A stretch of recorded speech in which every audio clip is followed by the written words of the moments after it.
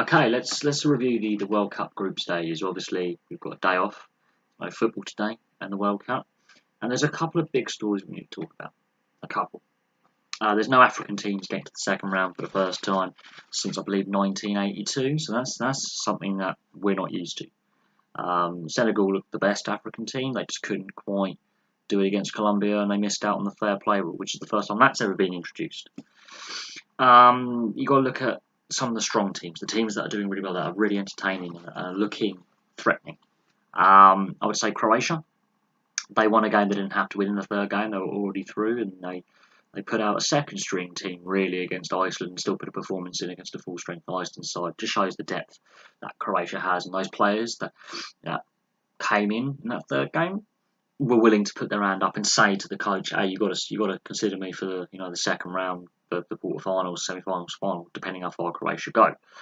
All the South American teams, I think Uruguay and Colombia have turned it on as the group stage has gone on. They started slowly and then picked up. I would say Colombia and Uruguay are the most dangerous South American teams in the sense that they know how to win, and when they do play well, they look unstoppable. I say Colombia have maybe got a few more issues than Uruguay. James Rodriguez is injured again.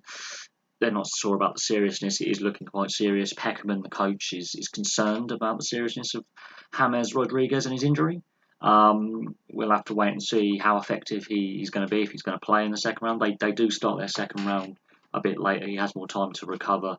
So that's a watch this space kind of moment. He hasn't really had enough game time to set the World Cup alight like he did 4 years ago. So that's a watch this space kind of moment. Argentina, very disappointed with Argentina. Very disappointed with Brazil as well. Brazil don't look free-flowing and happy. They don't look like a happy bunch. They look very, very tense. Argentina, again, I don't know what Jorge Sampaoli's doing, but it's clearly he's tried 3 different formations. He's tried 5 at the back, 3 at the back, 4 at the back. He's tried different midfield combinations. We might have unearthed a star in Pavon, young winger, rated very highly. Venegas looking quite good. He's actually helping take a lot of the pressure off Messi by pinging passes around. But there are issues with depth with Argentina. The fact that their 2 goalkeepers they've used between them have like 7 caps is worry. Caballero is an experienced goalkeeper, but he's not a starter for his club. And Armani's only had 1 competitive game, in fact 1 cap under his belt, and that was the win against Nigeria. So there are issues with Argentina.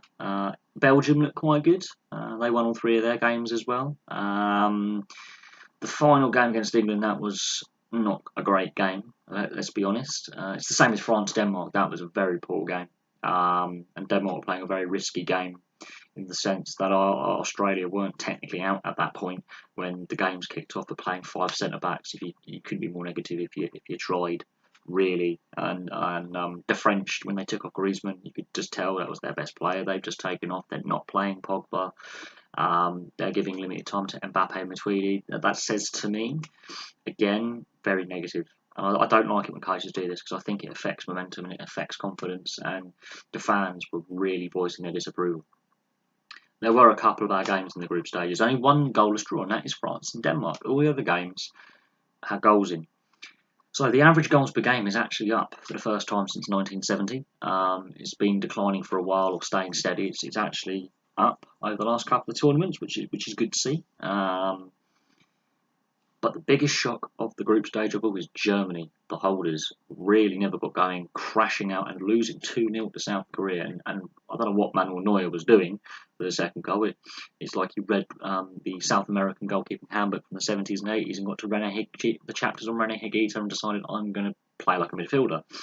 And I don't know why he was on the left wing. If you're going to throw the goalie up, he goes in the box. He stays in the middle of the pitch.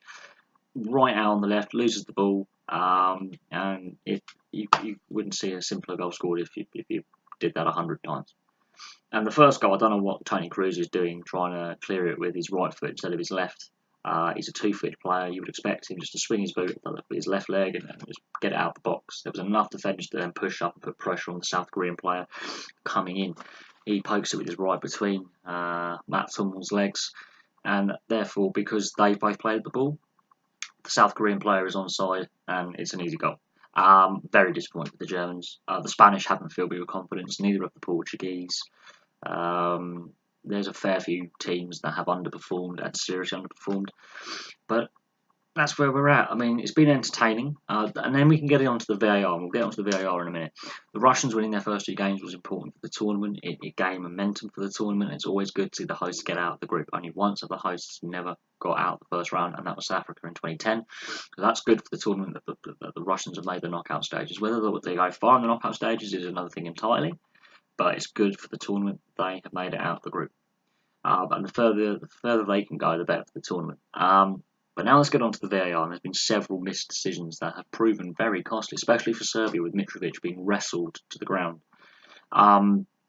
Several missed calls, but I will say this, when VAR has been used, it's been very, very effective in the sense it gets the decisions right. However, the length of time needed for a decision and how the review process works still needs fixing. This is the first major tournament where VAR has been used. So there's going to be some teething issues. It is here to stay for international football. It probably will be here to stay for league football as well. Obviously, the Premier League have voted against it for another year. They want to see how it works for the World Cup. They want to have another season of using it in the FA Cup and the League Cup and getting an idea of ironing out those teething issues. Whether that's the right or wrong decision is entirely subjective.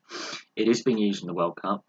Yes, for the most part, for about 90% of the calls it has been involved with, it has been effective. There has maybe an occasional incorrect call. It's going to happen because the VAR involves human officials back in the VAR booth in Moscow. Human artists, they are going to make mistakes. It's not foolproof. It's just there to help.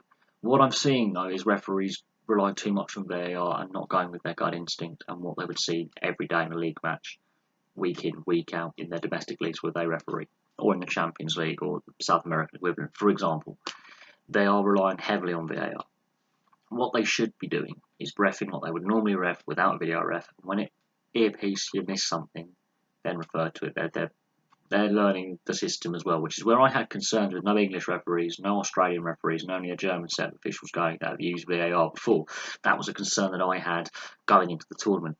So far, the VAR has been reasonably effective, although there has been some controversy, but not too bad. It's when it misses the calls, like the Mitrovic call against Switzerland and the 2 Harry Kane calls against Tunisia. That is when it was really obvious that it has missed clear error when they've missed it.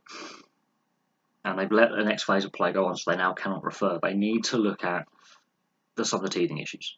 It is here to stay, for better or for worse. A lot of fans are not agreeing with it, but other sports have been using video assistant referees or video refs for over a decade now and using them very, very effectively. And it's all about the remit of what the video ref is to look at as well. In 2 years' time at the Euros, we're going to have it, and in 4 years' time, we'll have it in Qatar. It's going to be here to stay. FIFA have made that very, very clear. It's a long-term thing now. They've invested a lot of money into it. It's not going anywhere. It's cost a lot of money to put in. The goal line tech, that's been proven to work as well. So, yes, some traditionalists aren't overly infused with the technology, but the sport has to evolve. Other sports are leaving football behind when it comes to using the tech to officiate and to assist the officials. On that note, though, more goals. About half the goals have been scored from set pieces, which is up. A lot of penalties. We've already broken the penalty record, and we're going to continue to set records when it comes to penalty kicks in game. There's more free kicks than normal, and the goals from set plays are up about 50%. Goals from open play are down, but some of the goals that have been scored are outstanding quality. There hasn't been a discussion about the ball this year. In previous World Cups, goalkeepers and some coaches have complained about the ball swerving all over the place and being really hard to pick up for both the players to actually get their shot off and keep it on target, and the goalkeepers to have a chance of saving the thing. 2002 is where it started with this complaining about the ball. 2006, it was in the headlines again. 2010, not as much, but there was still concerns about the ball. And 2014, there were some grumblings of this ball is what it is. Now, Adidas are releasing a second ball for the knockout stages in a different colour scheme. So we've had sort of a bluey black and white, and now we're going to have a reddy and white checker ball going for the next stage. I don't. That's just a cash grab by FIFA to sell as much merchandise as possible. I don't really see the difference between having a normal football and a stand-up ball for the whole tournament and a special ball for the final. They've done that before. I don't like that commercialism. That's another thing I don't like is the rampant commercialism. But overall, the stadiums look good. The atmosphere in some of them has been amazing. Some of the fans, especially South American and African fans, have really brought a lot of atmosphere to the stadiums this time around, and it's been a joy to watch on TV. When you just hear the atmosphere now, I know it's different in the ground, and it's I would love to go to a World Cup game, but it's the sheer cost, as means it's not feasible for me and many fans to go. But from what I've seen so far, the tournament's gone off really, really well. There's been no crowd issues. There seems to be a very, very good atmosphere between all sets of fans for the most part. The atmosphere in the ground has been brilliant. Outside in the fan zones has been really good, and then then you got to see the fan zones in the home countries where people are watching. It's been a really good tournament on that respect. And we just have some great knockout football to look forward to. The cream of the crop has gone to the top. Some of the big name teams are struggling. Some of the big name teams are out. Germany and Poland, all the African teams, they're all out. So that's really interesting, obviously, to discuss why they haven't made it and what is some of the poor games we had, like Iran, Morocco, and should we go to 48 teams? Well, if France, Denmark, two of the better teams in world football, play out a game like they did in their final group game, it doesn't matter if it's 16 teams, 24, 32, 48. If quality teams are not going to put the effort in, then it doesn't matter how many teams you have. And some of the smaller nations and some of the new nations have also been entertaining as well. I can understand the concerns of having 42 teams. I'm going to finish on this, but I think it's going to happen, especially with 3 hosts in the US, Mexico, and Canada getting the tournament in 8 years' time. It's going to happen. We are going to see, because there's 3 joint hosts, 48 teams is the only way to go. Otherwise, half of CONCACAF has just qualified, and it would make a mockery of the qualification process for those teams wanting to get in. It's a move that FIFA are going to do. People complain going from 16 to 24 and 24 to 36, but each time it's expanded. The tournament's actually got better because you have more colour in the stadiums, more atmosphere, new fans, new players that otherwise would be overlooked. And you've got to look at some of the teams that didn't qualify this time around.